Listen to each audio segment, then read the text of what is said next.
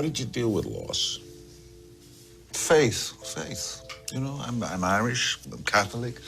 The church has been a big part of my life. How do you carry the weight of repeated heartbreak? For Pierce Brosnan, the answer has always been the same: faith. An unshakable belief rooted in his Irish upbringing and Catholic tradition. At 71, the man once known for portraying cinema's most unbreakable spy is now confronting something far more personal, something no mission could ever prepare him for. With the quiet dignity of a man who's lost too much, Brosnan has made a decision that's left many both concerned and reflective. Because behind the tuxedo, behind the charm, lies a man who has endured more than most of us will ever understand. Born on May 16, 1953, in the modest town of Drogheda, Ireland, Pierce didn't enter the world with privilege or protection.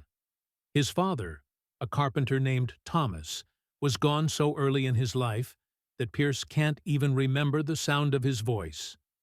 He simply vanished, leaving his mother, May, to navigate single motherhood in an unforgiving era.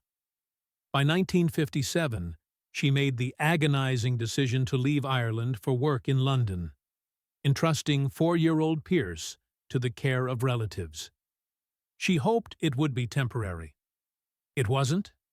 7 years passed. During those years, Pierce moved from one household to another. First his grandparents in Navan, then an aunt and uncle in Trim. Every move meant new rules, new beds, unfamiliar faces. He never had the luxury of staying in one place long enough to call it home. Quietly, he developed the survival tools of an observer. He stayed still, watched closely, adapted fast. He became the boy in the back of the classroom, intelligent but disconnected, always staring out windows as if searching for a place he belonged. In 1964, at the age of 11, things shifted again. Pierce moved to East Lothian, Scotland, where his mother had remarried a factory worker named William Carmichael. The man wasn't flashy, but he was gentle, stable, qualities Pierce had rarely known. And yet, the reunion stirred complex feelings. Pierce was glad to have his mother back, but wary of this new figure in her life. William didn't try to replace anyone. Instead, he offered kindness in small ways: fishing trips, repair lessons, and quiet trust. One evening, William took Pierce to a movie that would become a turning point: Goldfinger. As Sean Connery's James Bond lit up the screen, Pierce saw something that spoke to his soul. Confidence, strength, control, everything he'd lacked in his turbulent childhood. That night, a seed was planted. By 16, Pierce had left traditional school behind and enrolled at St. Martin's School of Art in London.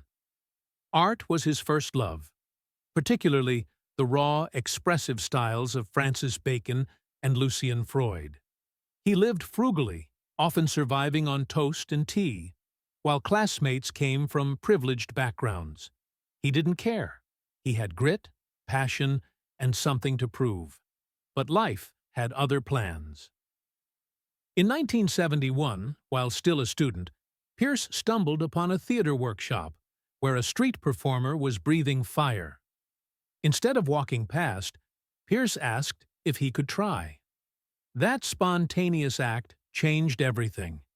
His courage and charisma caught the group's attention, and he was invited to train with them. Acting, something he'd never seriously considered, suddenly felt natural, like stepping into a world where he finally fit. He enrolled in the Drama Centre London and trained from 1973 to 1976. It wasn't easy. The environment was ruthless. Teachers tore students down to build them back up. More than half of his peers quit or crumbled under pressure. But Pierce held on. He juggled part-time jobs, studied classical texts, and even trained in mime and circus skills. The tuition, £1,200 a year, was a stretch beyond his means, but he found a way. because, for the first time, he had purpose. In 1976, his first meaningful acting break came with the play Wait Until Dark, where he portrayed a character with an unnerving edge. The role wasn't glamorous, but it revealed something in him, an intensity that was both captivating and chilling. A year later, he took on Tennessee Williams' The Red Devil Battery Sign, a production that had failed in America but came alive in London. By 1982, he was still relatively unknown outside of the UK. That changed when he auditioned for a minor part in a brand-new series called Remington Steele. Initially, he was considered for a one-scene murder victim, but something about him, his charm, that spark, made casting directors stop and rethink. They called him back, not for a small role, but for the lead. It was a bold move. The role had been imagined as a seasoned American con man in his 50s. Pierce was only 29, Irish, and unfamiliar to U.S. audiences. But his screen presence was undeniable. Over 200 actors auditioned. He got the job. The producers hesitated over his accent, but eventually let him keep it. And when Remington Steele premiered on October 1st, 1982, it took off like wildfire. The series became NBC's second highest-rated new show, with over 15 million weekly viewers in its first year.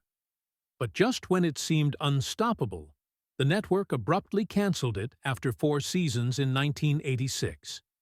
Fan outrage forced a reversal, and a final season aired in 1987, drawing 26 million viewers to its closing episode. By then, the show was raking in over $50 million a year from advertising and had sold into 80 international markets. Pierce wasn't just a TV star anymore. He was a global presence. Something fascinating happened. Between 1983 and 1987, the number of private detective license applications in the U.S. jumped by over 300%. People didn't just like Remington Steele, they wanted to be him, but success came with a twist. Just months into the show's run, people began whispering something new. Brosnan might be the next James Bond. By January 1983, Entertainment Weekly was already calling him the most Bond-worthy actor since Connery. Bond producer Albert R. "Cubby" Broccoli had taken notice. And by 1984, the buzz became deafening. Even Anne Fleming, widow of Bond's creator Ian Fleming, said Brosnan was the living embodiment of her husband's vision. As if the universe was aligning. Then came the Golden Globe nomination for his role in Nancy Astor, where he held his own against legends like Anthony Hopkins. This wasn't luck. This was momentum. It was a near miss that stung for years. Just 3 votes stood between Pierce and a Golden Globe. He'd impressed even the Astor family, the very people who once doubted the series about them. But the bigger storm was still brewing. Everyone thought Pierce was first offered Bond in 1985, but the truth is stranger. His name had come up earlier, in 1983, when producers were uncertain if Roger Moore would return for A View to a Kill. Back then, Brosnan was already on the radar. The seed was planted when he visited the set of For Your Eyes Only, where his wife, Cassandra Harris, had a supporting role. That's where Bond producer Albert "Cubby" Broccoli spotted him. "If he can act, he's my guy," Broccoli had said after a single glance. But just when the door cracked open, it slammed shut. The studio wooed Moore back with a hefty offer, over $3.5 million. Once again, Pierce had to wait. The biggest irony? What should have been his big break turned into a trap. After Remington Steele was canceled, the buzz around Brosnan as the next Bond caused a sudden ratings spike. NBC, smelling opportunity, reversed their decision. They ordered more episodes, but Brosnan was still under contract. He couldn't take on Bond, even as the role slipped through his fingers. It was cruel timing. His rise became the reason he was held back. And while he was tying up his final season of Steel, producers turned to Timothy Dalton. Pierce embraced them without hesitation.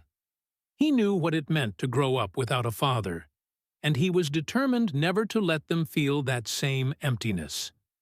When Cassandra's former husband passed away in 1986, Pierce legally adopted both kids. But it wasn't about names or legality, it was about family. He later said, "I didn't just become a father. I became theirs." In 1983, they had a child of their own, a son named Sean. Life, for a moment, felt whole. His career was picking up pace, but his heart was anchored at home. He built the kind of love he never had as a child. Then came the twist no one saw coming. During a shoot in India in 1987, Cassandra began feeling ill. It was subtle at first, fatigue, strange pains. But by the time they returned to London, the diagnosis was clear: ovarian cancer. And it wasn't early. The disease had already advanced. Pierce later said, "It was a battle from the first day." The fight stretched over 4 brutal years, 8 operations, endless chemotherapy. Cassandra faced it with stunning grace, always questioning, always in control. She didn't want to be defined by it. Their son, still a little boy, would play doctor at her bedside. Pierce remained quietly steadfast, helpless, but ever present. Cassandra had already watched her own mother lose the same battle. It was in their family, an inherited enemy. That made everything more terrifying. Now there were fears for Charlotte, too. Pierce began advocating for early testing, hoping to spare others from the same fate. December 1991 arrived with unbearable quiet. Cassandra was slipping away. One night, in the stillness of their bedroom, she looked at him and whispered, "Don't worry, darling. It's just life winding down." Even in the end, she was the strong one. She didn't want to be surrounded by machines. She wanted dignity. She passed away on December 28th, just after Christmas. She was 43rd. Pierce and Christopher were with her. Charlotte, who was away studying acting, listened through the phone. And then came the impossible task, telling 8-year-old Sean his mother was gone. Suddenly, Pierce was a single father to 3 children. He said the grief felt like a weight he'd never carried before. But he didn't let it crush him. Cassandra had shaped him. She remained in every breath, every heartbeat. Years later, he said, "She's in the marrow of my bones." The pain didn't fade, but it became a part of his strength. Then, in 1994, the long-delayed call finally came. James Bond. This time, nothing stood in his way, and it meant everything. Not just professionally. It was Cassandra's dream, too. She'd always believed in him, urged him to keep going. Now, this victory felt shared with someone who was no longer there. GoldenEye was more than just another Bond film. It was a turning point, a lifeline thrown to a franchise on the edge of collapse. Production wasn't easy. Directors had dropped out. Costs ballooned to $60 million. MGM was circling bankruptcy. If the film didn't work, Bond would fade into history. But life has a way of balancing cruelty with unexpected grace. Just before his Bond breakthrough, in 1994, fate introduced him to Keely Shea Smith. She wasn't drawn to his fame. She saw the man behind the tux. That night on a Mexican beach, they talked until 2 a.m. 3 weeks later, she met his kids. 6 months after that, she moved in. Their connection wasn't built on glamour. It was real, grounded, unshakable. And when Hollywood turned its back, Keeley was the constant. She became his anchor, especially in the storms to come. Their 2001 wedding in Ireland was nothing short of cinematic. Held in an 800-year-old abbey, it cost $2.3 million, attended by the likes of Judi Dench and Liam Neeson. Brosnan wore a traditional Irish kilt, and when he saw Keeley walking toward him, he wept. That moment, pure, sacred, became the heart he would cling to when everything else broke apart. And then came tragedy. Not once, but again and again.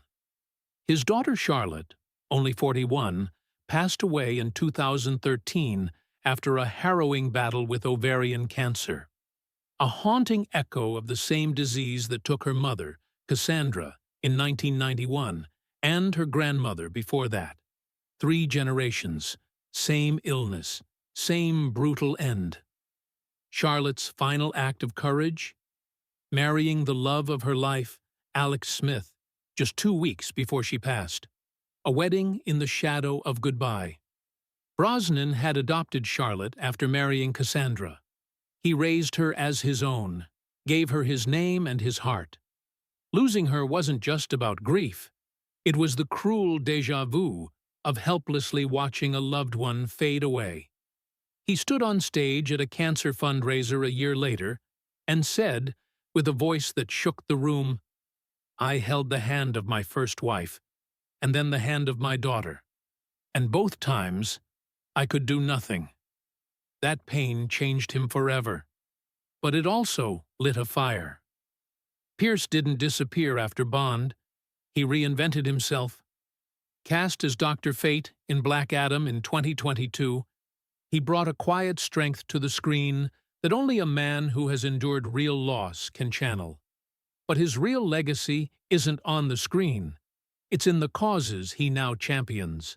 A UNICEF ambassador since 2001, a Greenpeace supporter, a public advocate for cancer research. He once boycotted his own film's premiere to protest nuclear testing. When Charlotte was ill, he said, "I would have gone anywhere, done anything, begged anyone, just to buy her more time." And while Pierce fought to hold his world together, his son Christopher quietly unraveled. A promising start in the film industry gave way to addiction, arrests, and a near-fatal collapse.